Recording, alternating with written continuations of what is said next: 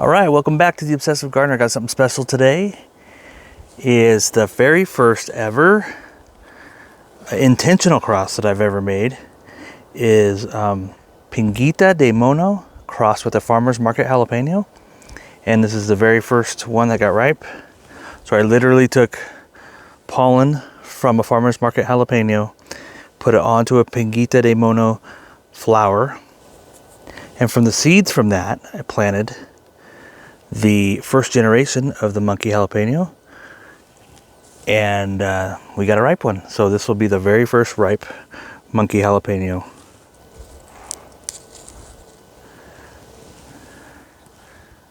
Okay, so here it is up close.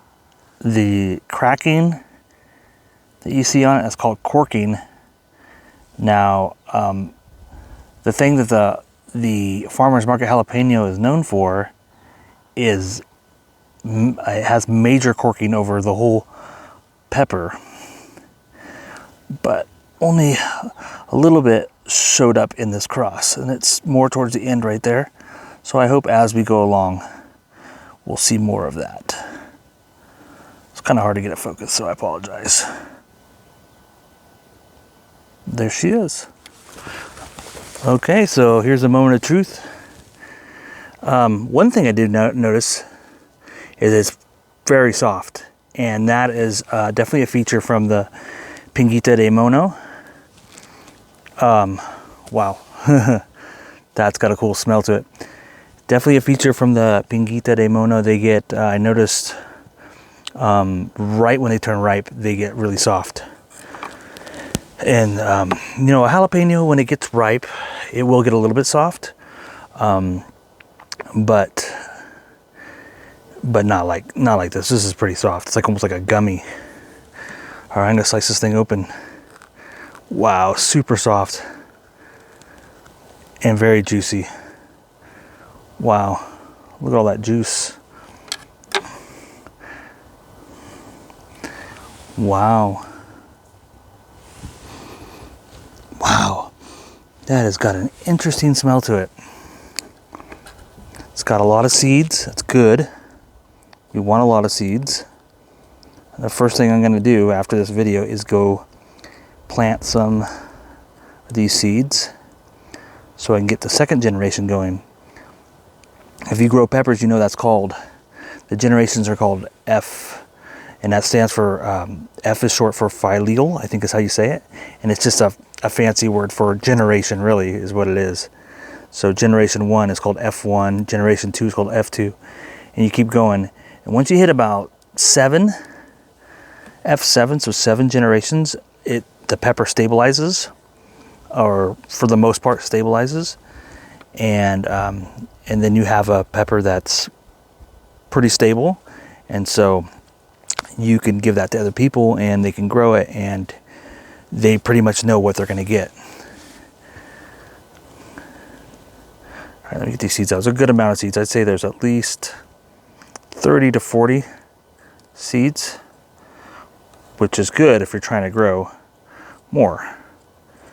You want a lot of seeds, so you get a lot of, you know, if it goes bad, you can always try again, you know. All right, so I'm gonna try this side. So anyways, I'm gonna cut off the bottom half of this half, and this thing is super juicy. So one thing you should know too is these peppers are from the same family. They're both capsicum annuum, which is like, you know, jalapenos, serranos, you know, bell peppers, Anaheim peppers, Thai peppers, Hungarian wax peppers. There's a lot of peppers, and they usually have that kind of more elongated type shape. They're called capsicum annuums, and so the Pinguita de Mono is actually a capsicum annuum too, but it's from the jungles of Peru, and the jalapeno originates from Mexico. So they're from 2 totally different places. So a Pinguita de Mono is also considered an ají pepper, and the Scoville level is 60 to 70,000 Scovilles, which is pretty high for capsicum annuum, and jalapeno is about 5,000 to about 8,000.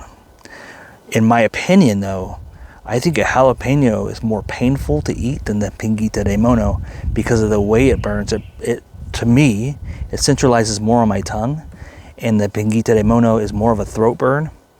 So I can actually handle the piñita de mono a lot better than I can handle a jalapeno. But anyways, we're gonna try it out, see what the flavor profile is like. The piñita de mono is more of a tangy kind of sour note with some sweetness, and then a ripe jalapeno. Most people eat jalapenos when they're green. That's just the way you see them at the store.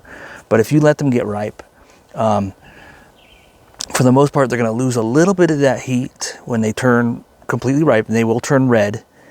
But the flavor definitely changes to more of a bell pepper-like flavor. It's really good. It still has that jalapeno flavor there, but it kind of leans more sweet, kind of like a bell pepper. So anyways, let's try it out.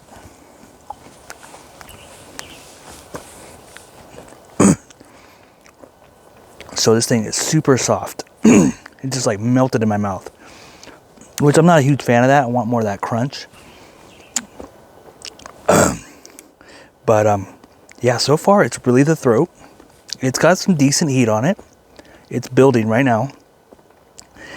Wow, this is a really good blend. It definitely has that sour, the sour notes from the, ooh, it's getting hot, from the piñita de mono. Ooh. But then, ooh,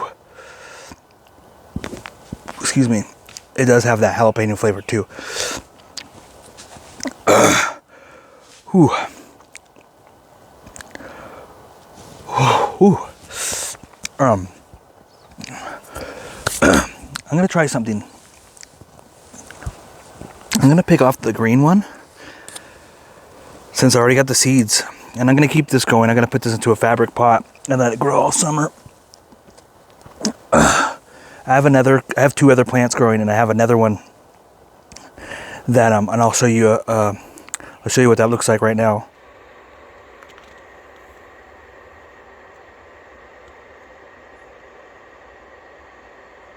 That one kind of has more of a thin, almost Thai pepper kind of shape to it. Closer to the piñita de mono, but a lot more length on it, I'd say.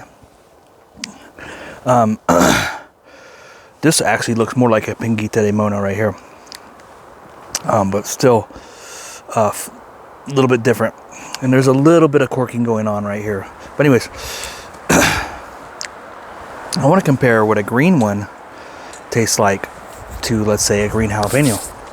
So I'm going to sacrifice this guy. And it's definitely crispy. Smell it real quick. I can't really get a whole lot of smell. I don't know. Let's try it and see what it tastes like. Okay, the burn is starting to die down from the other one, so hopefully we can get a good taste on this one. Wow. Whoa. That's good. Now, the red one definitely had a fruity flavor, but this one had definitely had a fruity flavor. Green, it kind of tastes like green apple, to be honest. And man, it had a good flavor. Man, that's good. Definitely has a kick. I don't want those seeds. I don't want to get them mixed up with the other ones.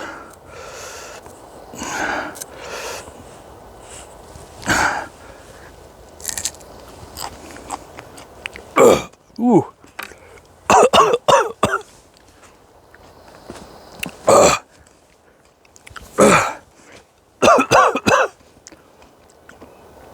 Excuse me. Ooh. Woo. Definitely has a unique flavor.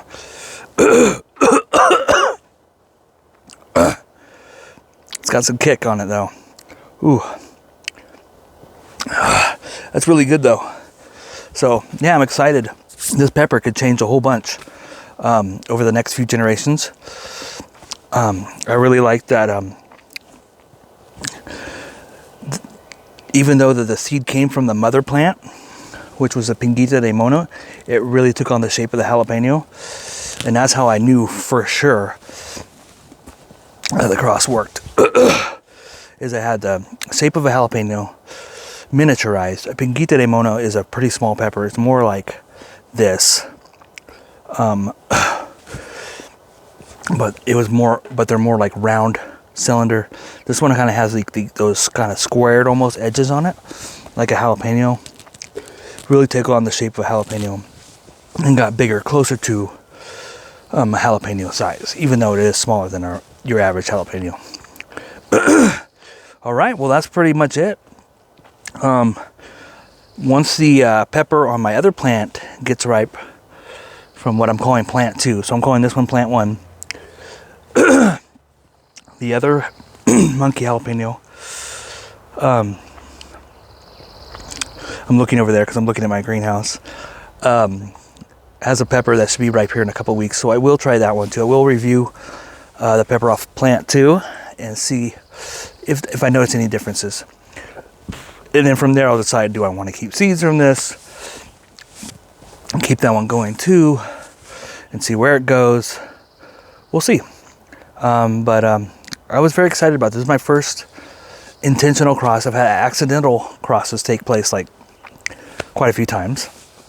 This is the first one that I actually purposefully took, pollen from another plant and put it on another flower, and it worked. I've tried it dozens of times and it never works out. The pepper, the pod itself like dies, shrivels up and falls off the plant.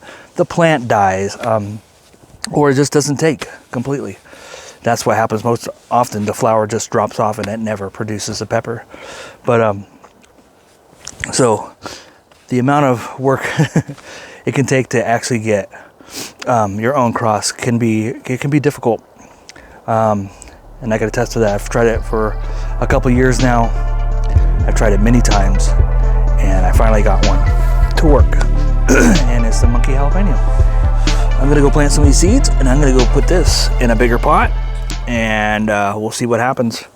All right, thanks for watching The Obsessive Gardener. I'll see you guys next time. Peace.